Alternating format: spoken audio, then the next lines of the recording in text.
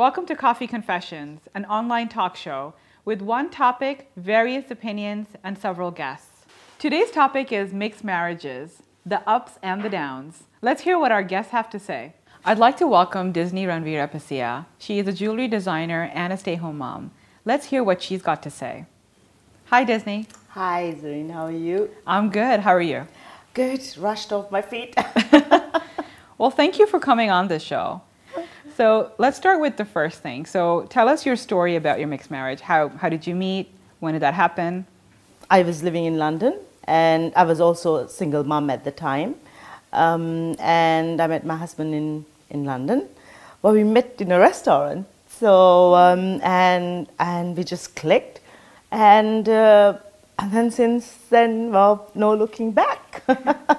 And when was this approximately? How long ago? It was back in 1996. Oh, wow. Yeah, so 20 years now we've been together.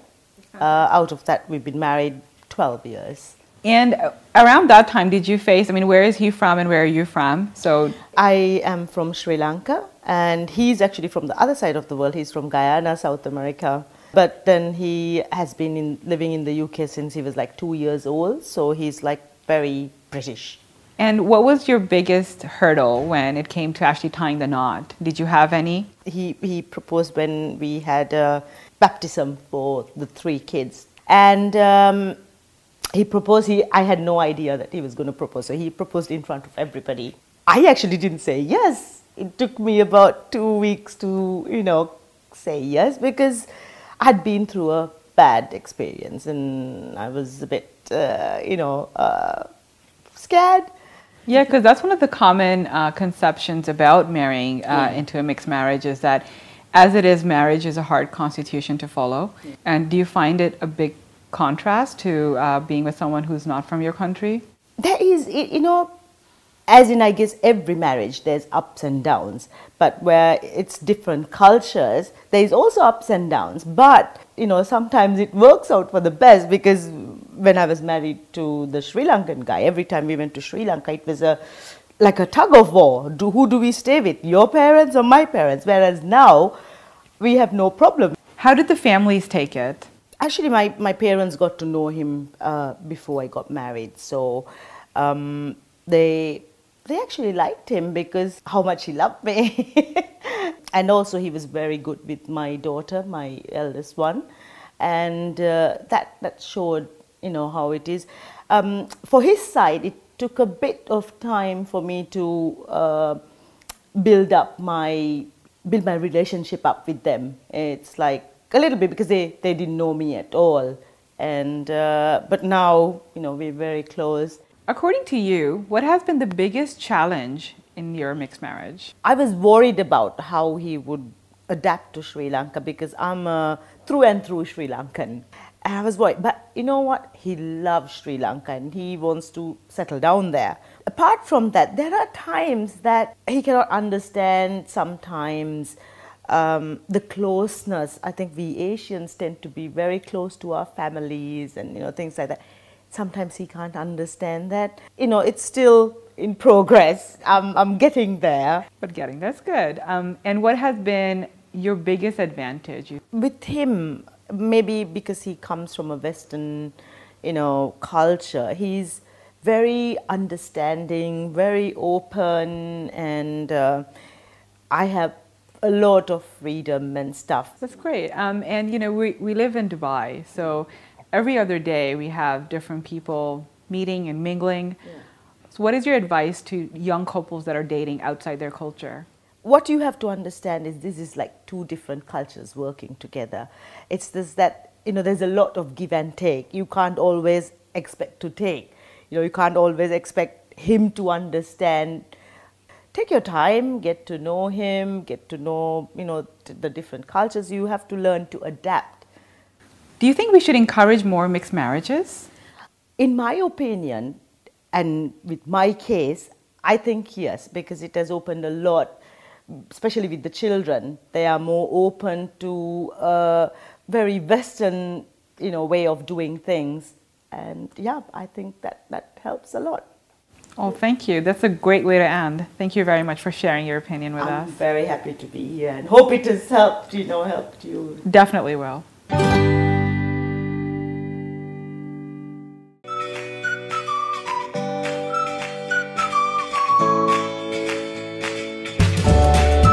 I use Palmer's Butt Look Styling Gel because it's enriched with vitamins, so it strengthens the hair. It provides a manageable hold, so it's great for everyday styling.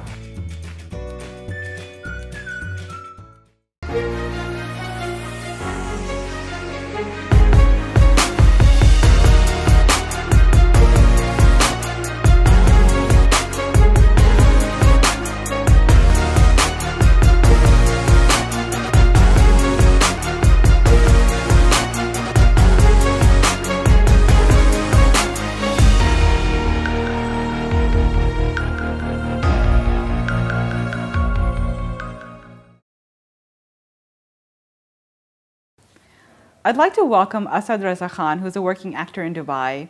Let's hear what he's got to say. Hi, Asad. Hey, how are you? I am good. Could be better, but I'm getting there. Wow. And how are you? I'm doing fantastic, actually. Well, thank you for actually agreeing to come on this show. It was my pleasure. And something is different about this. Now, we are talking about mixed marriages, but you're not in a mixed marriage. Not right now, but I am the result of one. Yes. My parents were Indian and Pakistani. Okay. So, in a way, it was a mixed marriage. We're still similar, but different. The same, but different. True. And which side is mom and which side is dad?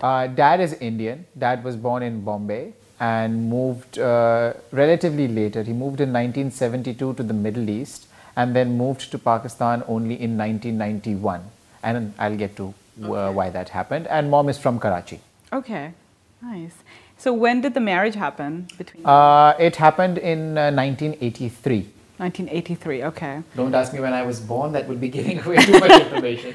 Okay. So in your opinion, are there a lot of obstacles in a mixed marriage? Yes, absolutely. All the way from the start, when people today, when they're thinking about whether it's going to work, whether it's going to not, it overwhelms them. So all the way from there to getting married, to making sure that everything beyond that is not a hurdle, it takes a lot of effort, and there are a lot of obstacles for sure. Do you think Dubai is a great city to be in a mixed culture marriage and also being raised? Absolutely. I think that Dubai is a very, very good place for it. You get together, you bring so many cultures together. I think that there are about 100 different nationalities in Dubai. And it caters to it. You can go to a Greek restaurant, you can go to an Indian restaurant, you can go to a Pakistani restaurant, you can go to a Spanish restaurant, and you can feel at home in those restaurants. So I think that this is the best melting pot, one of the best melting pots in the region, where you can have mixed nationalities and mixed cultures. Mm-hmm. So now that you are a child of a mixed marriage, is that something that you would also look forward to in your own marriage? Are you open to that?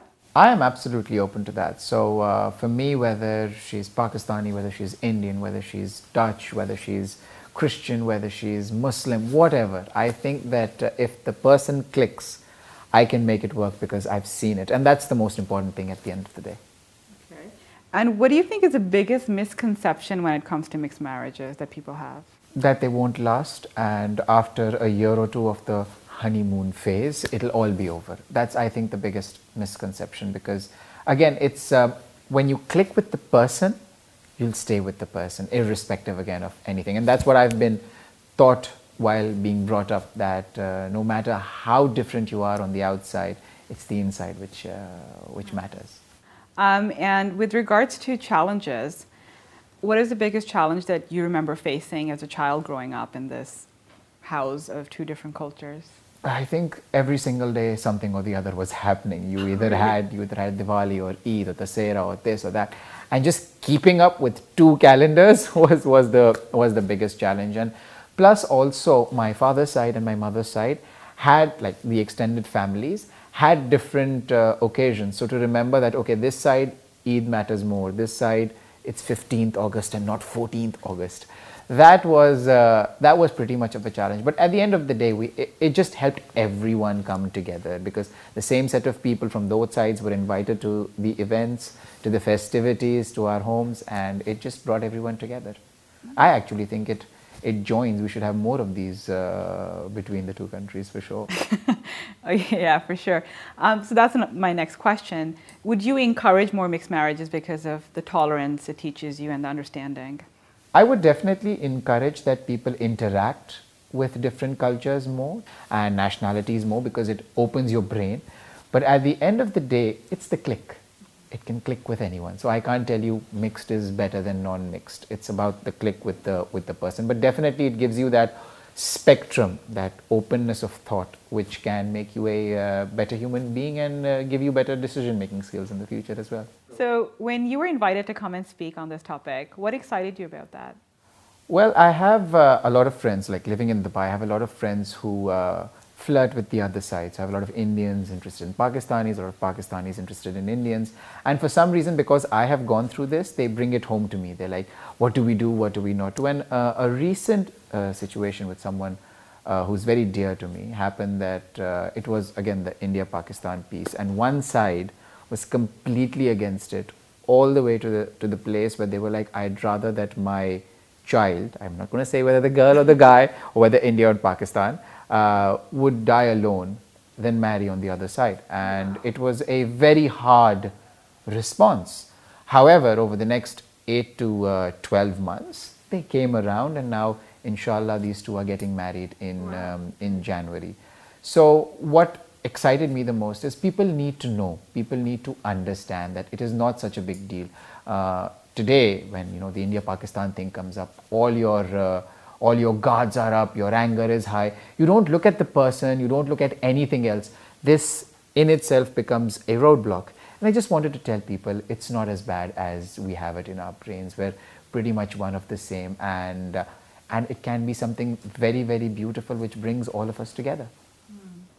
And do you think it's only an issue with India and Pakistan in the Asian continent? Outside Asia, do you think it's a lot more acceptable to marry in mixed cultures? Marry in mixed cultures, yes. The India-Pakistan issue still remains a challenge, whether it's a big one or a small one, whether you're in the US, whether you're in the UK or Europe. Other people find it very weird. They're like, you're the same, you speak the same language, you eat the same food, you look the same, you're always together, right? You flock together, you have your parties, you have your movie nights and everything. Then why does this become a challenge? They don't understand, but we still make a fuss out of it. So I think that because we've been so close to the issue for so long that we've lost sight of the bigger picture. And I think slowly and steadily it's getting there. In the 80s, when it happened with my parents, it was tougher. Today, if it happens to me, I think it'll be relatively easier. And I hope that when my kids get to a point where they want to, then it's not a debate at all. Oh, fantastic. That'd be a great place to be. It would be a fantastic place to be. Thank you so much, Asad, for sharing your opinion. It was my pleasure. You see every flaw, fine lines, imperfections in your skin tone, dark spots starting to appear. New Palmer's Skin Therapy Oil for your face helps improve the appearance of the most troubling signs of aging. Put your best face forward with Palmer's Cocoa Butter Formula Skin Therapy Oil for your face.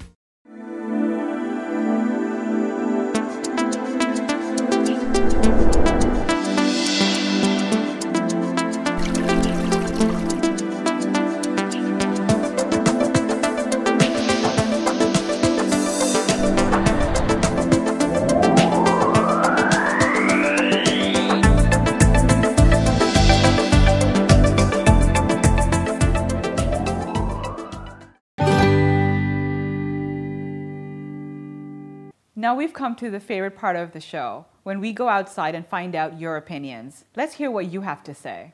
Mixed marriages can last. It's between the two individuals. How do you treat yourself? How understanding you have between yourself? But I don't encourage it.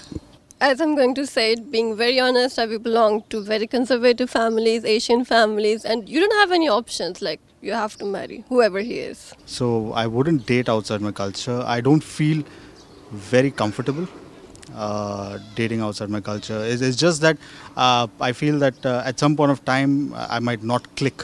If you have mixed marriages, the children coming up from that marriage, they are very brilliant. That's what I know. We are joined now by Sandi Saxena, who is so many things and more. So Sandi, welcome to the show. Thank you very much for having me. I'm so excited to be here. So tell us a little bit about your work. My work, well, I'm a financial planner and my focus is financial independence for all, but more important, financial independence for women. Fantastic. So mixed marriages is a topic for today. And when you heard that I was inviting you for that, tell me your views on mixed marriages in general and about your marriage as well. I have a mixed marriage and we've been married for a very long time, and I'm not going to tell you for how long. Suffice to say, when my husband and I decided to get married, it was way back in time, and people around us were not really open to the idea of mixed marriages. Ours is, obviously we're both Indian but come from different religions, so he would be technically a Hindu and I'm technically a Christian. Okay. And what was one of the biggest hurdles that you faced? Well, the hurdle was basically from my side of the family. His side of the family was a little more relaxed for the simple reason that his mother was a Catholic. And on my side, I came from a very religious and conservative background when it came to marriage. So I grew up quite rebellious. I can tell. In your opinion, what is the biggest advantage that a mixed marriage brings to the table? All right, number one, people who get into the mixed marriage, as in the couple, obviously have a slightly different take on life. So we're more open-minded, we're more flexible, we're more accepting, and we're more respecting of each other. So that brings in a lot of other good qualities and good experiences in a marriage, because we are ready to take on the other person's point of view. And I think more important is, if you really want it to be successful, then there has to be, as I said, mutual respect, and there should be flexibility. Because yes, we're coming from different backgrounds, and there are certain times when you need to participate in certain things which you wouldn't necessarily do, but you're flexible enough to do it. So I want to make a distinction here. Being flexible is okay, being pliant is not. And having that mutual respect and knowing that you're doing it for your partner and it would make both happy is what is important. Now you have kids also in the marriage.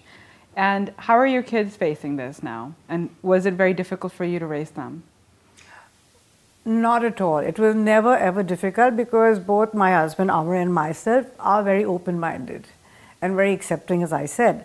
So when our children were born, there was a tacit agreement that we would never ever force our children to choose in terms of religion. So my kids get that a lot. Of course, now they're grown up, and it's like, what religion are you? And they said, we're pretty much universal spiritual beings, and we respect all religions.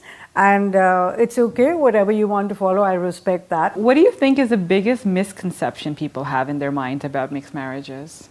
I think the biggest misconception is that the couple will not be able to adjust or get along because they come from very different backgrounds. And I think that's really what you said, a misconception, because it has nothing to do with that. I said it all depends on your attitude. It doesn't matter about the religion, but all people do have that tendency towards arranged marriages, even the younger people. And when you're looking at that, you obviously look at the commonalities, the culture, the background, the interests. You know, the older people get together and bring all this together and say, yes, this will be a good match. Doesn't always happen, and we all know that. So I think when you have a deep love and a deep respect for each other, everything else falls in place. That's true. What is your advice for couples who are in the dating phase right now of different cultures or different religions? That again is very subjective because it's my opinion, and I could give an example of my own children. I have never, and when I say I, as a couple, we've never really been very, should we say, strict about this is the kind of person you should date, or this is the person from this religion or this culture, etc. It's more important is my child happy? Is my child enjoying this? Or is my child getting upset or irritated or stressed out? If that kind of relationship is happening, although there's a lot of things in common, that's not going to work. I would like to think that we've given our children that open-mindedness to accept and to respect and to contribute in a way that is positive to the other person, to have a good, wonderful life. In conclusion, do you encourage mixed marriages? Do you think it brings about more tolerance and understanding in people? I would absolutely encourage mixed marriages because I think you enrich not only yourselves but even your children. And in a world today, I think we need to be tolerant. I think we need to be more loving, more accepting, non-judgmental, flexible, not pliant. So I think yes, it would be, the world is so universal now, and look at Dubai. I mean, the amount of mixed marriages that take place here and are actually successful, amazing. Thank you so much. It's a wonderful note to end at. Thank you. Thank you very much for having me on the show. Thank you for being with us till the end. As you just saw, a lot of mixed marriages can be successful. I guess what we can take away from this experience is that we need to have an open mind, to embrace, to be more tolerant, and offer more love to the world. I hope you enjoyed today's episode. We'll be back with more topics, more guests, and more opinions. Till next week, stay cool, stay awesome, stay real. I think she's sweating a lot. Sorry. See, I didn't use the bad word. You're smiling so much. The other day I went and told my husband, do you realize that ours is a mixed marriage? He said, oh, I didn't think about it. Dun, dun, dun. Welcome. No, what were we doing?